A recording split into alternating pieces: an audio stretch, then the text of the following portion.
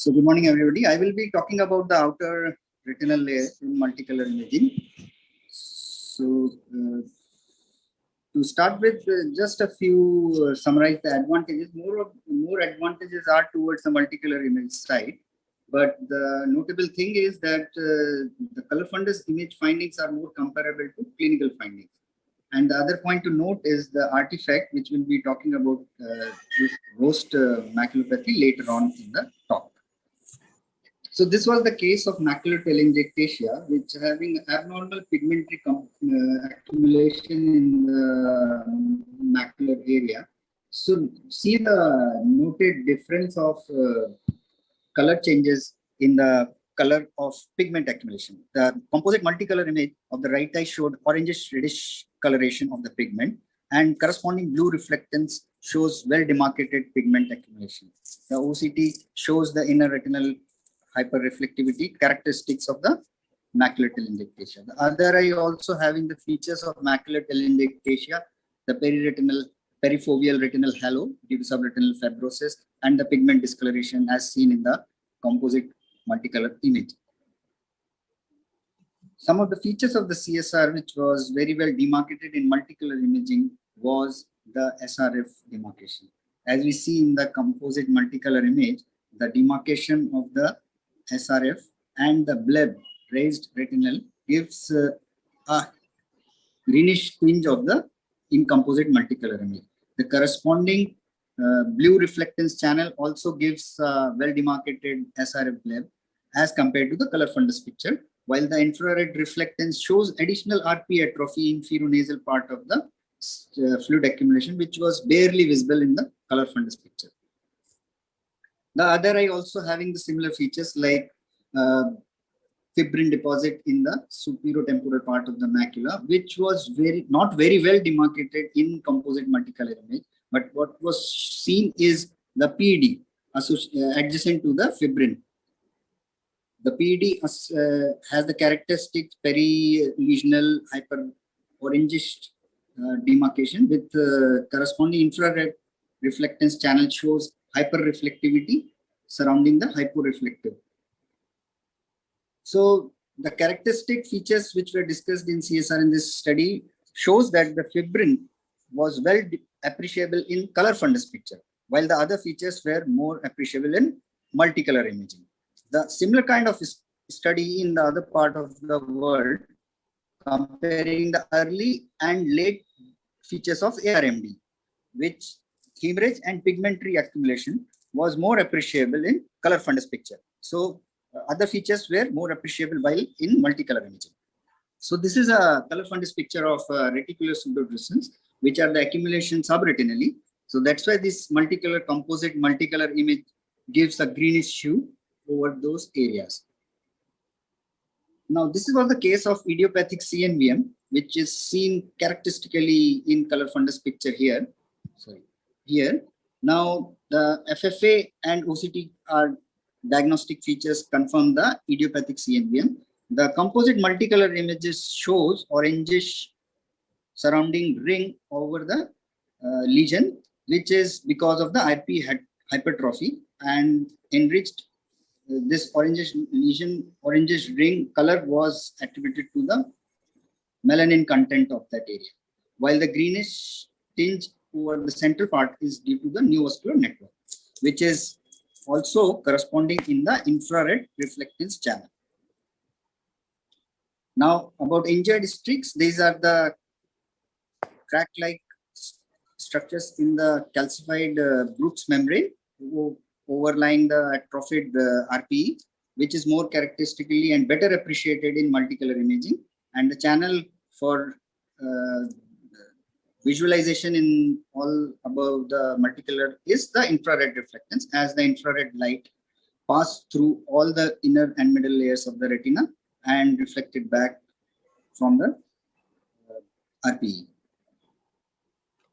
Now, PCV lesions are usually colored in color fundus picture or orangish nubule, typically, as we all know. But in composite multicolor image, it is having a greenish hue over that area because of the raised retina. In this multicolor sorry, in this multicolor image of the 55-degree area, there is a whitish halo seen over the multicolor image.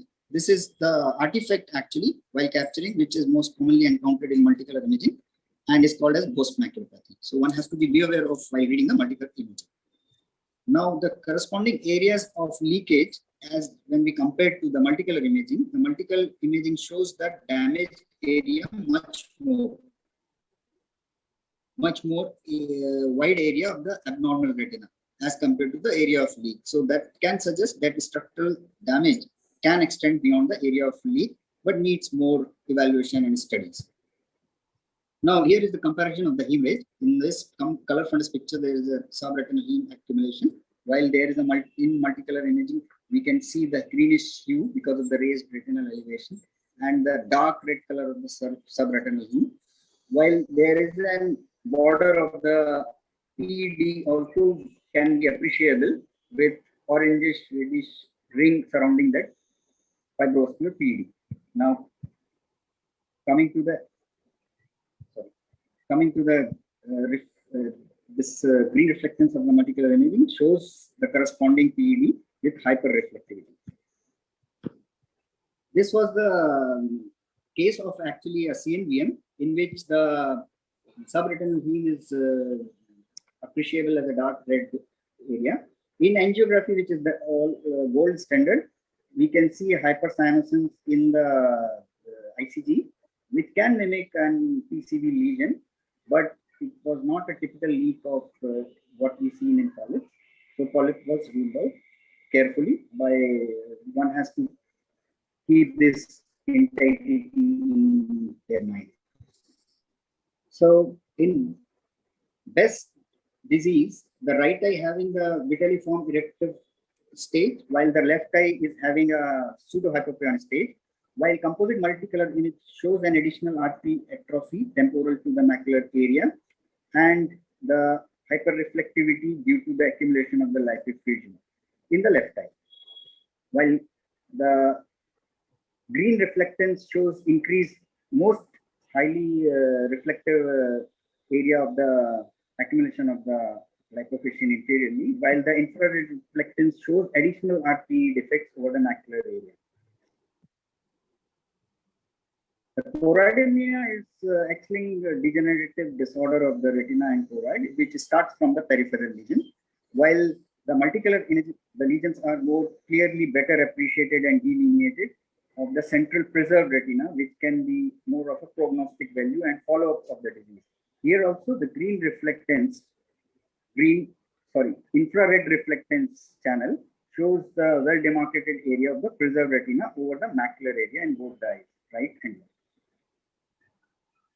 The choroidal osteomas are the ossifying tumors of the choroid. The color from this picture of the right eye shows a well-demarcated yellowish lesion over the macular area, while the corresponding composite multicolor images show the greenish hue over that area. Now these tumors are appears in various stages of calcification, decalcification, and associated complications like RPE atrophy, which can be of a bad visual prognosis. Now in composite multicolor image, the greenish hue signifies that the tumor is in ossification or the calcification state. Like in this case, the infrared reflectance shows a hyporeflectivity because of the trabecular spongy bony meshwork present in the tumor area, which are highly vascular channels, and sometimes and always they are connected with the high vascular flow of the choroidal blood vessels, which mask the infrared laser light so that it appears as a hyporeflectance. While the green and the blue reflectance doesn't show any obvious nux changes. This is the another case of choroidal osteoma in which the tumor area was seen temporal to the macula. This is in the decalcification stage. Now here you can see the multicolor image doesn't show any color changes over that area, but the infrared channel shows a relatively moderately hyperreflectance over that area, which signifies the absence of trabecular vascular and the vascular channel, which was masking the infrared laser light from the outer retinal layers. This case of the choroidal osteoma was associated with RP atrophy, which signifies poor prognosis. So the composite multicolor images show the orangish ring of devoid of RP layers, and there was an increased reflectance in the infrared channel also. So this signifies that the choroidal osteoma can be categorized well with this multicolor imaging and of a great prognostic value.